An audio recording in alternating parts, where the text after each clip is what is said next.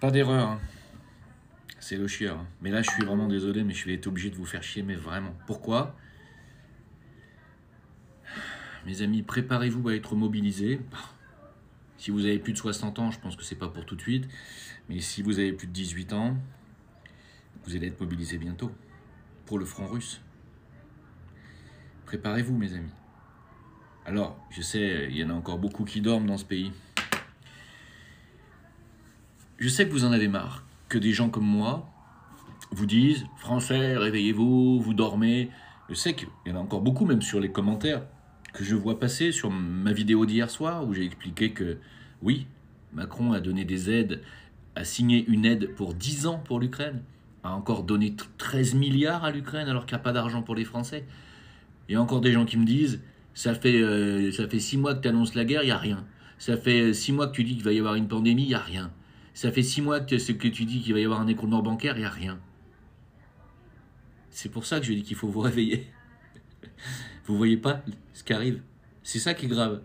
Bien entendu que tout s'écroule au niveau financier et bancaire, évidemment.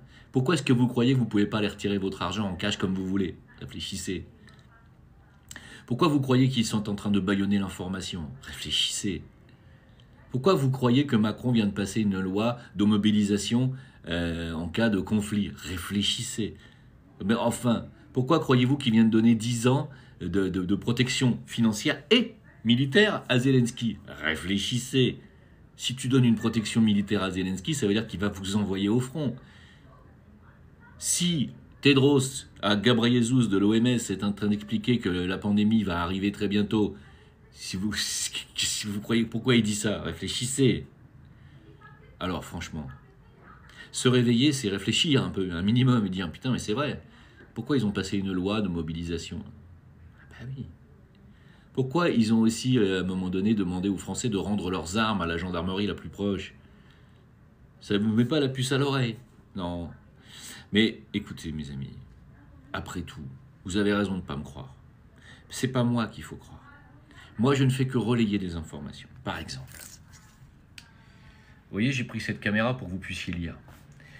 Le chef du comité militaire de l'OTAN, Rob Bauer, vous pouvez le vérifier, faites un effort pour ceux qui ne m'écoutent pas, a appelé à une guerre contre la Russie. Les citoyens doivent se préparer à être mobilisés. Qu'est-ce qu'il y a de si difficile à comprendre? L'OTAN prévient que les civils doivent se préparer à une guerre totale avec la Russie dans les 20 prochaines années. La préparation inclut le recours aux réservistes et à la conscription, ainsi que le renforcement de la base industrielle pour la production rapide d'armes. Qu'est-ce qu'il y a que vous ne comprenez pas? Alors, il y en a qui ont dit, mais Jim, dans les 20 ans à venir, on a le temps. Non, non, non, non, non, non, non. Non. Ils vous disent dans les 20 ans pour vous rassurer. Mais c'est dans quelques semaines, voire quelques mois, que vous allez être mobilisés. Moi, je vous dis... Vous savez pourquoi? Parce que Zelensky a besoin de 450 000 à 500 000 hommes pour arriver à continuer de résister contre les Russes. Ils sont en train de se faire exploser littéralement sur le terrain. Les Russes avancent à une vitesse phénoménale, ils ont récupéré Advivka, et il reste encore une ou deux villes à récupérer, puis c'est fini. Voilà. Pourquoi? Parce que les Russes ne veulent pas envahir l'Ukraine, contrairement à ce qu'on vous dit. Les Russes veulent dénazifier l'Ukraine. Dénazifier l'Ukraine, ça veut dire faire tomber l'armée Azov, qui est une armée de nazis. L'armée Azov ukrainienne voue un culte à Stéphane Banderas, qui est un putain de nazi qui a tué des milliers et des milliers de juifs. Voilà. Voilà qui la France et Macron entretient, finance, protège. Alors, vous avez le droit d'être anti-russe parce que vous avez le droit d'être con comme tout le monde. Mais là, sur ce terrain-là, et moi j'ai jamais été pro-russe, je peux vous le garantir, je suis né dans une belle tradition de Normands, et les Normands vénèrent un culte aux Américains qui sont venus les libérer. Hein. Moi j'ai été élevé là-dedans. Pour moi c'est les États-Unis, c'est le sauveur du monde. J'ai été élevé là-dedans. Mais quand on est intelligent, quand on cherche, quand on est honnête intellectuellement, on se rend compte de plusieurs choses, et notamment que c'est la Russie qui a mis fin au règne d'Hitler, que c'est la Russie qui a libéré les camps de concentration, et que c'est la Russie qui a mis fin, pas définitive hélas, au nazisme. C'est la Russie qui a payé le plus lourd tribut, 20 millions de citoyens morts pour mettre fin au nazisme. Et aujourd'hui, c'est la Russie, une nouvelle fois, qui mouille la chemise pour éviter qu'on l'envahisse, pour éviter qu'elle soit détruite, qui mouille la chemise pour aller mettre fin au nazisme qui règne en Ukraine. Alors, vous voulez envoyer vos enfants de 18, 20, 22 ans, 25, 30 ans, 35 ans au front? C'est ça que vous voulez faire? Alors vous allez me dire, mais qu'est-ce qu'on peut faire, Jim? Qu'est-ce qu'on peut faire? Peut-être, je ne sais pas, demander la démission de Macron pour gagner déjà du temps, demander la démission de Van der Leyen qui n'a jamais été élu par un seul concitoyen européen, demander le Frexit le plus rapidement possible, demander la sortie de la France de l'OTAN, comme ça l'était avant Sarkozy. Mais vous dormez debout. Dormez debout. Quand je dis vous dormez debout, vous dormez debout. Qu'est-ce qu'on peut faire? Mais 1 milliard de choses. Vous préférez dire, ben non, on ne peut rien faire, alors on attend d'être mobilisé. Mais quand vous serez mobilisé, si jamais il y en a qui refusent parmi vous, ils iront en tôle et leurs biens seront saisis. C'est ça la loi de mobilisation militaire. Saisis. Où que vous soyez dans le monde et quel que soit votre âge. Vous comprenez? Je suis, moi, concerné par cette loi. Je suis ressortissant français de plus de 50 ans et j'ai pas du tout envie d'aller risquer ma peau, certainement pas contre un ennemi qui n'en est pas un, c'est-à-dire la Russie n'a jamais été l'ennemi de la France. Vous savez que les Russes nous adorent, vous savez que les Russes adorent la culture française, la chanson, la musique française, étonnamment. Vous savez que les Russes aiment la France. Vous savez qu'ils ont fait une minute de silence, qu'ils ont déposé des gerbes de fleurs lors de l'attaque du Bataclan ou du massacre de Nice sur la promenade, sur la Croisette. Non, c'est la promenade. Vous savez que les Russes nous aiment? Non. Vous savez que les Ukrainiens nous haïssent? Non. Voilà. Alors je ne parle pas du peuple, hein, je parle du régime. Voilà.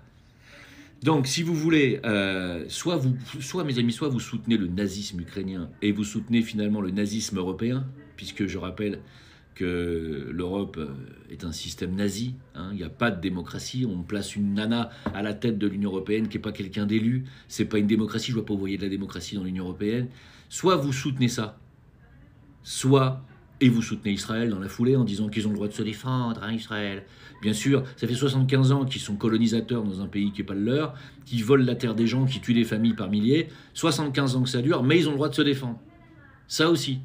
Voilà. Donc, si vous voulez, à un moment donné, soit vous soutenez ça, la doxa, des médias et la doxa hein, de cette élite satanique, soit vous vous réveillez et vous allez mériter votre place dans l'au-delà, votre place au paradis. Parce qu'à un moment donné, il faut savoir choisir, il faut savoir aussi se positionner par rapport au mal.